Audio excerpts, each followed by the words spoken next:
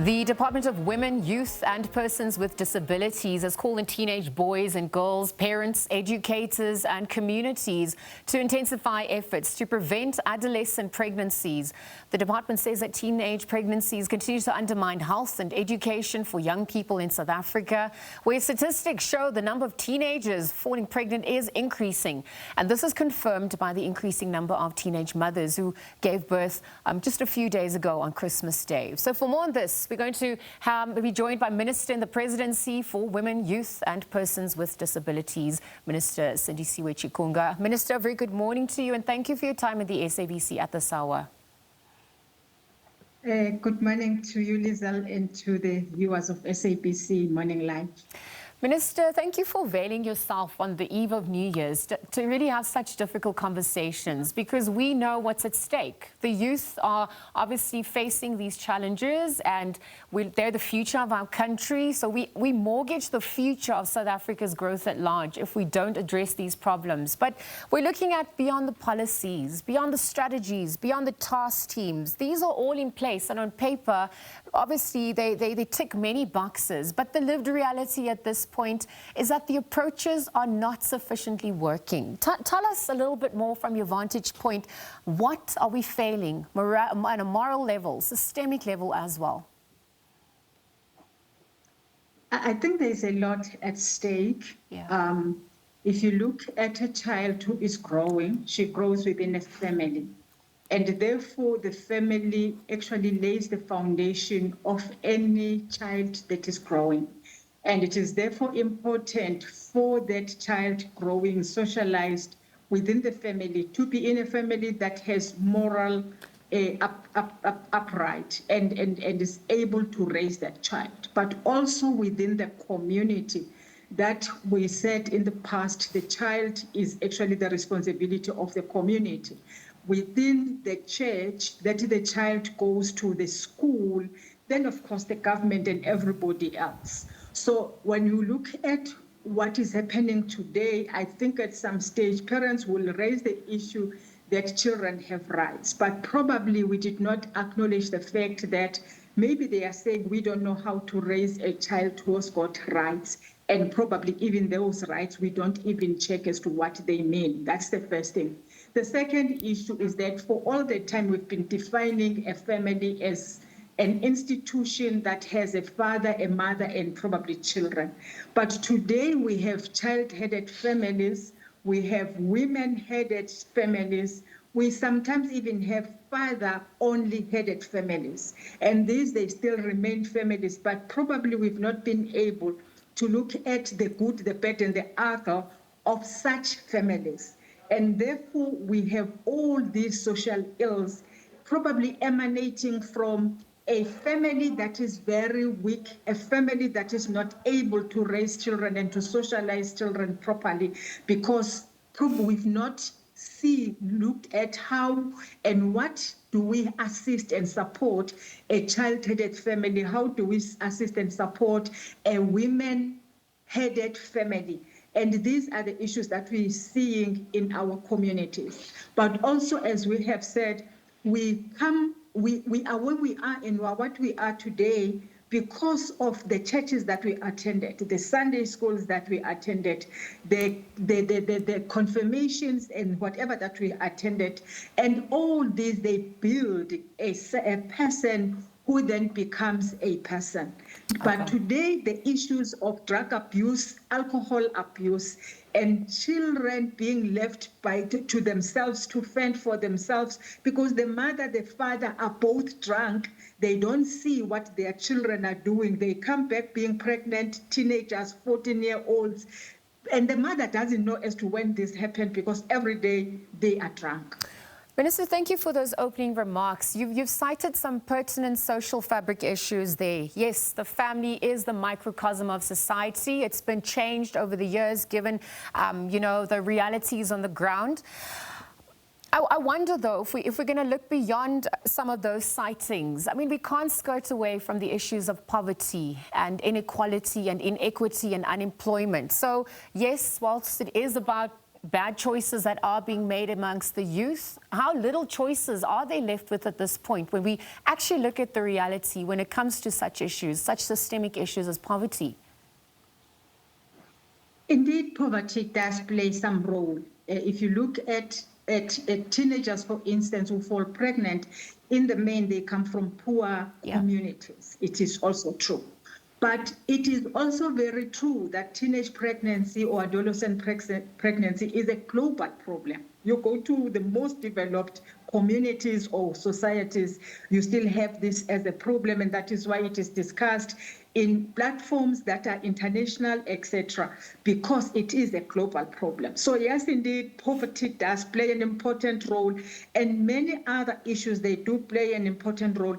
But of course, it is also a problem that is experienced by other countries that you may think they economically are well off, and families that are economically well off, they still face this. But the issue for me that is even more critical is when you have an underage child falling pregnant, a 10-year-old child falling pregnant. If you look at the statistics last year, for instance, we had something like 2,308 kids who gave birth to children from below age of 14 and 10 years old. And for me, that is crime. That is statutory rape. And I think it's a matter that requires our attention as not only as government, but government, of course, leading, but of course, all others to say, how best do we deal with these issues? You see in the social media, a mother giving children's alcohol. I'm talking about not just 7-year-old, 5-year-old, 3-year-old being given by an old woman alcohol and claiming that this is my children. This person doesn't know as to when this 10-year-old will fall pregnant and who will abuse her when she is drunk and not knowing where she is. That is the problem that we are facing. And I think these are the issues where we have got to strengthen law and ensure that these people get arrested. And I think that is where it's going to happen, particularly with this one that is in the social media, because we've got to set examples for anyone who would think that they have a right to give alcohol to children and claim that they are theirs. Well, Minister Chikunga, I mean, yes, I actually want to look at the role of other role players, including law enforcement, SABC, the NPA as well. Why am I saying this? Because, yes, it's not come to the fore in social media, so we get to see the responses in real time. But Christmas is a time to reveal these issues. It's been happening year-long. And so if we're looking at the build-up to this, I mean, there's year-long approaches that needs to happen. Yes, the festive season, alcohol intake statistically increases, schools are closed, there's added pressure economically, you know, because of the conditions of households. But I wonder if we can look at what the long-term approach is throughout the year. How are we failing to curb or understand this phenomenon so that we are not, you know, every year having this conversation on Christmas Day alone? In fact, it's a year-long program. If you, just for instance, on the issue of teenage pregnancy, we have had two important endeavors, because the aim is for the department to have a strategy, a comprehensive strategy for teenage pregnancy, and Deputy Minister Steve Litsika is leading it. So we've had two conversations on this, and we are being assisted by institutions of higher learning, but also many other research institutions that are helping us to put together that strategy. So definitely it's not a once-off like it's happening right now. It's happening throughout the year, and that is why, like I've said, just this year we have had two endeavors concentrating on this, and we are now putting together a strategy which we believe it has to be comprehensive. Because if you look at children, for instance, the Department of Health has a role to play on a child from newborn to 7 to 5 years, the Department of Social Development, the basic education, even the higher education, etc., etc. So you do need that structure, that document that says this is how we're going to coordinate to ensure that what the Department of Health is doing is understood by the Department of Basic Education, but also work together with the Department of Social Development, with civil society organizations out there and everybody. And that is what we are working towards, and we're believing that we're going to end up with that comprehensive strategy that we believe will be adopted this year. So yes, indeed, it's something that we're doing every year. But also one other campaign that we are running as a department is a back to school campaign for teenage mothers who dropped out of school because they were pregnant, that they must go back to school, because if they don't, we are therefore confirming yet another cycle of poverty. And we're saying they must go back to school. That is another campaign that we are running as a department. Minister, you've said so much, and I'm so glad you've spoken to those points, because yes, it's an integrated approach, and so we're looking forward to that adoption, particularly amongst your department, health, education, treasury, justice as well. It's definitely needed, because responsibility is everyone's, right? Even to the point about education, which is a means to an end, and it gives us tools, but if we silently lose them because of these dropouts, I mean, that also becomes an issue, perpetuating cycles of poverty. And the costs of this, I mean, prevention, it's always better than the consequences. Budget itself, 1.36 billion allocated. Do you think it's enough? Has it been enough to assist rural communities as well? There's a lot of productivity that's lost in that. We're obviously also looking at the impact that it has later on when it comes to grants, when it comes to healthcare, HIV as well. Talk to us about prevention versus consequence management when it comes to budgets now. That's exactly what the strategy will want to emphasize on prevention. Because if you look at the impact of teenage pregnancy, one, it's a child who is not ready to take care of the child, to raise the child, to fall pregnant, and to give birth to the child.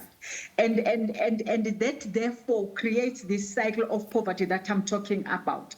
And therefore prevention should actually be the emphasis, and that is what we want to see. And that is why working together with Minister of Finance, he actually himself have said that we must appoint more social workers so that they are on the ground on issues of gender-based violence and femicide, but I imagine they will also deal with issues of teenage pregnancy and all other social ills. And that for us, we have said we can even add the nurses that are unemployed, so that we begin also to have the school health nurses that go to schools and see those children that are already sexually active, to therefore direct them to family planning, but also to be able to sit with those underage children and give them proper health education and reproductive health education, so that they know that they cannot have sex at that age because they are rather too young. And if that is already happening, of course, those that are doing that should be actually arrested because they are committing crime. No child below the age of 16 can engage in sexual activity because they cannot give consent to that. And if anyone in South Africa thinks that they can have sex with children that are below 16 years old, they must know they are committing crime, and they actually must be arrested for that. But also parents, when those children fall pregnant, they must report the perpetrators. And it's an easy case because you can actually take DNA from the child and DNA from the would-be father. And those men must be arrested because they are committing crime against those children. But of course, we want to make it to be against the state. Yeah, and that's a very good point, because I actually wanted to bring up the issue of power imbalances and age disparities. It's a major concern. Even the HIV statistics, you can see the cohort, 18 years for teenagers, and then obviously older men as well. So we can see there's some issues when it comes to power and relationships as well. What is the role? What conversations do we also need to be having about men and boys at this point? If a woman cannot even negotiate her power in using a condom, where does her choice then really lie if, she's dealing with men and boys as well? The first thing is whether you should be negotiating even the condom. Because I think when it comes to sexual activity, we both must come at the same level. I must have a right to say, I want it, I don't want it. I'm talking about even married women, for instance. Yes, yes. So that we don't speak about rape within marriages, within families themselves. Yes. That too is important. But it becomes worse when we're speaking about children that are underage, when we're talking about teenagers that are supposed to be at school and studying and being supported by everybody, including men, and they see sex objects in them that they can impregnate and then and drop them like that. So I think these are the issues that require our attention. But like I'm saying, and I want to emphasize this point, any sex with a child below the age of 16 is crime. It's statutory rape. Whether she has agreed to that, she does not have a right. She can't consent to sex in the first place, and therefore that is crime. Such a person needs to be arrested. If these children give birth, as a matter of fact, hospitals, nurses must call the police to come and take statements immediately. Yes. Health professionals, teachers as well. This must be mandated. It is mandatory in terms of the Child's Act, and this must happen so that these would-be criminals and rapists must be arrested and face the full might of the law. Minister, you have said it. Thank you. We're looking forward to the work that's been done. Thank you for your time and for having such difficult conversations on this eve. We're obviously looking forward to the work in the new year. Minister in the Department of Women, Youth and Persons with Disabilities, Minister Sindisiwe Chikunga, weighing in on the alarming rates of teenage pregnancies and, of course, what needs to be done as we navigate this issue. Let's be right back after this.